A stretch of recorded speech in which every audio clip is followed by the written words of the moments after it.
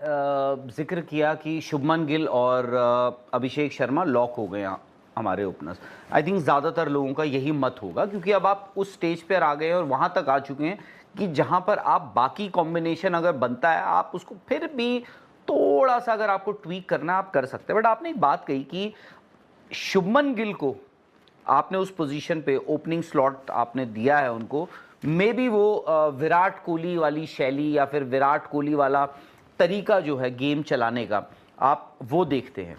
ठीक है, fair enough, मैं मानता हूँ, मैं भी इस बात से काफ़ी हद तक इत्तेफाक रखता हूँ। आपने कहा कि शुभमन गिल उस तरीके से खेलना चाहते हैं या टीम मैनेजमेंट चाहती है कि हमारे पास एक विराट कोहली की तरह खेलने वाला प्लेयर हो जो लंबा खेल सके। बट आपने कहा कि उसका रीज़न है कि आपको आपकी ना मिडिल ऑर्डर में थोड़ा लगता है कि ब्रिटल है, कमजोरी दिखती है आपको। बट मुझे एक चीज़ आप बताइए, इस मिडिल ऑर्डर और T20 वर्ल्ड कप जो इंडिया ने जीता था उस मिडिल ऑर्डर में फर्क बताइए। Surya Kumar Yadav was in a better form, आपका विकेट कीपर क्लियर था, आपको मालूम था कि हमारे विकेट कीपर ऋषभ पंत हैं। अभी आप संजू सैमसन को जब आप ओपन से नीचे लेके आए, आपने एक मैच 5 खिलाए ऑस्ट्रेलिया में, एक 3 खिलाया और ड्रॉप कर दिया आपने। फिर जितेश को लेके आए, बिकॉज जितेश का आपको मालूम है कि अगर वो T20 में आपके विकेट कीपर है तो वो वही 5, 6, 7 पे ही बैटिंग करेंगे, उनका रोल वैसा है। तो आप वर्ल्ड T20 वाली टीम में शिवम दुबे का एक रोल था, ऋषभ पंत तो 3 नंबर भी खेल रहे थे, Surya Kumar Yadav was in a better form. तो मतलब 2 साल पहले था ना राहुल।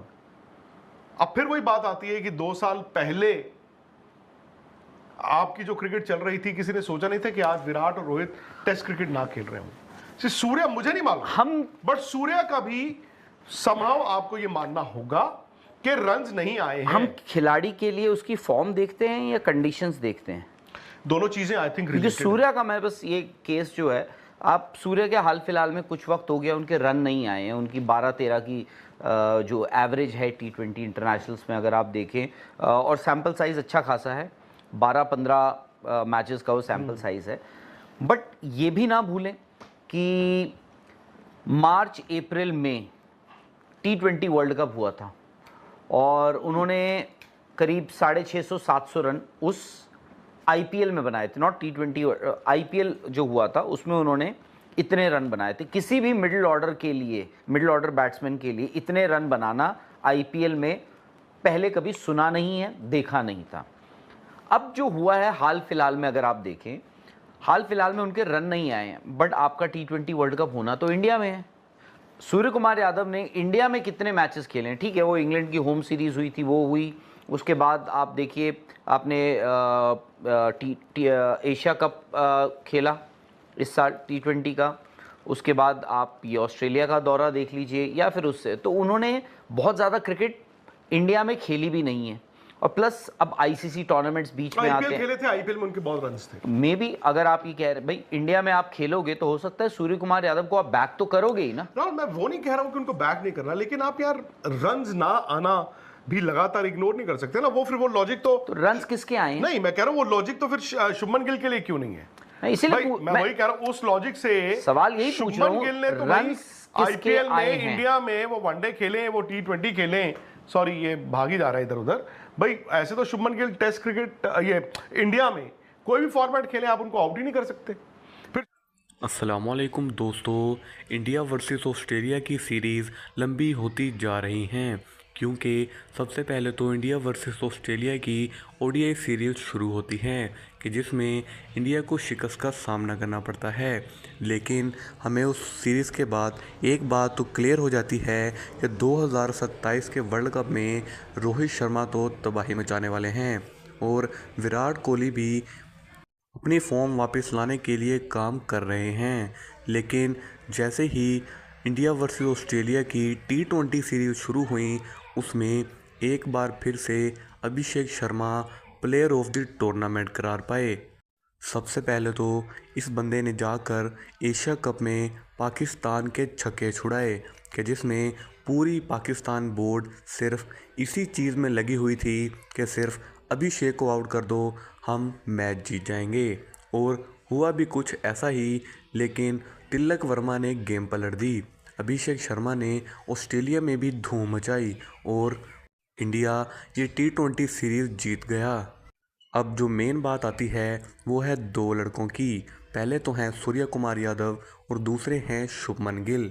शुभमन गिल जो कि काफ़ी देर से अपनी फॉर्म में नहीं हैं, क्योंकि वो लगातार रन स्कोर नहीं कर पा रहे। कभी कभी तो वो 50 लगा देते हैं और कभी 5-6 रन बनाकर ही आउट हो जाते हैं। और दूसरा T20 के कैप्टन सूर्य कुमार यादव भी कुछ खास नहीं कर पा रहे। अगर ऐसा ही चलता रहा तो सूर्य कुमार यादव को निकालकर यशस्वी जायसवाल को टीम में लाया जाना चाहिए, क्योंकि वो बंदा कंसिस्टेंसी से रन्स बनाता आ रहा है। लेकिन फिर भी गौतम गंभीर और सेलेक्टर्स ने उसे बाहर बिठाया हुआ है, वो भी बिला किसी वजह से। अब इसके पीछे कोई दुश्मनी है या फिर इंडियन टीम में भी पॉलिटिक्स शुरू हो चुकी है, क्योंकि वो बंदा मेरिट पर सामने आया था, लेकिन फिर भी उसे टीम में नहीं ऐड किया जा रहा, ना ओडीआई सीरीज़ में ना T20 सीरीज़ में।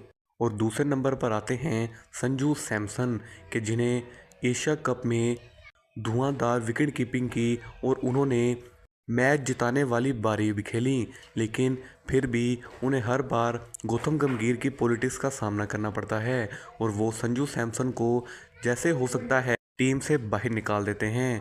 अब इतने ज़्यादा एक्सपेरिमेंट अगर इंडियन टीम में चलते रहे तो इंडिया की टीम 2026 और 27 का वर्ल्ड कप तो कभी नहीं जीतने वाली, क्योंकि अगर प्लेयर्स को सेलेक्ट कर उन पर काम नहीं किया गया तो इंडिया कभी नहीं जीत सकता, क्योंकि प्लेयर्स भी अभी डाउट में हैं कि हमें खिलाया जाएगा या फिर नहीं। मिलते हैं अगली वीडियो में, तब तक के लिए अपना और अपने प्यारों का ख्याल रखिए। अल्लाह हाफिज़।